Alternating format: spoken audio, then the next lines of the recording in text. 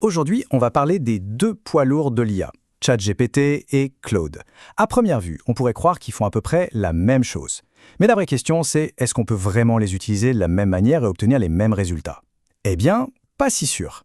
Beaucoup de gens pensent que, oui, ChatGPT, Claude, c'est interchangeable. Bonnet blanc, blanc bonnet. Mais en réalité, c'est une erreur assez commune. Et c'est une erreur qui peut coûter cher en termes d'efficacité. Et quand on dit coûter cher, on ne parle pas forcément d'argent. Non, on parle de temps perdu. Et pire encore, d'un résultat final de moins bonne qualité. Savoir quand utiliser l'un ou l'autre, ce n'est pas juste un détail. C'est ce qui fait toute la différence. Alors, d'où vient cette différence? En fait, tout part de leur philosophie de départ, de leur conception. Le point crucial à comprendre, c'est que ChatGPT et Claude n'ont pas du tout été entraînés de la même façon, ce qui fait que chacun a en quelque sorte ses propres super-pouvoirs.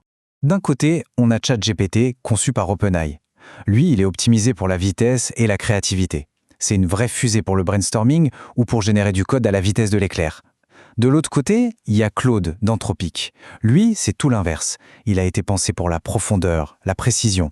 Son domaine, c'est l'analyse nuancée et la rédaction de textes longs et bien structurés. Pour résumer de façon très simple, ChatGPT, c'est le sprinter, Claude, c'est le marathonien. Bon, voyons ça de plus près. Quand est-ce qu'il faut sortir ChatGPT de sa boîte? Il faut le voir comme un accélérateur de créativité. C'est l'outil parfait quand la priorité c'est d'aller vite et de produire en quantité. Concrètement, ça donne quoi? On l'utilise pour générer une avalanche d'idées en quelques secondes. Pour tout ce qui est code, il est juste bluffant, que ce soit pour écrire des scripts ou pour trouver des bugs. Il est aussi imbattable pour des contenus courts et percutants, comme un post pour les réseaux sociaux ou un slogan publicitaire. Et bien sûr, pour avoir une réponse factuelle, directe et rapide, son efficacité est redoutable. Prenons un exemple tout simple, mais très parlant. On peut lui demander « Donne-moi 20 titres de vidéos sur l'IA pour les débutants ». Et bam! En moins de 10 secondes, ChatGPT va dérouler une liste complète. C'est ça, sa force, la vitesse et le volume.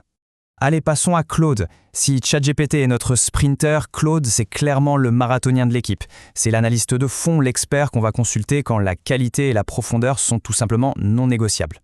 Claude, lui, il brille pour rédiger des contenus longs et cohérents, des articles, des scripts, des rapports. Il ne perd jamais le fil, même sur de longues distances. Sa vraie superpuissance, c'est l'analyse de documents.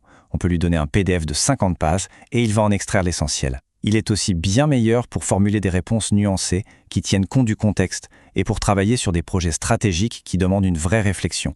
Une tâche qui illustre parfaitement sa force, ce serait quelque chose comme « Analyse ce rapport de 50 pages et résume-moi les principaux risques stratégiques ». Ça, c'est une mission qui demande une compréhension profonde du sujet. Et c'est précisément là que Claude fait toute la différence. Alors au final, on prend ChatGPT ou Claude? En réalité, c'est la mauvaise question. La stratégie qu'utilisent les experts, ce n'est pas de choisir, c'est de les combiner intelligemment. Voici à quoi ressemble un flux de travail vraiment pro.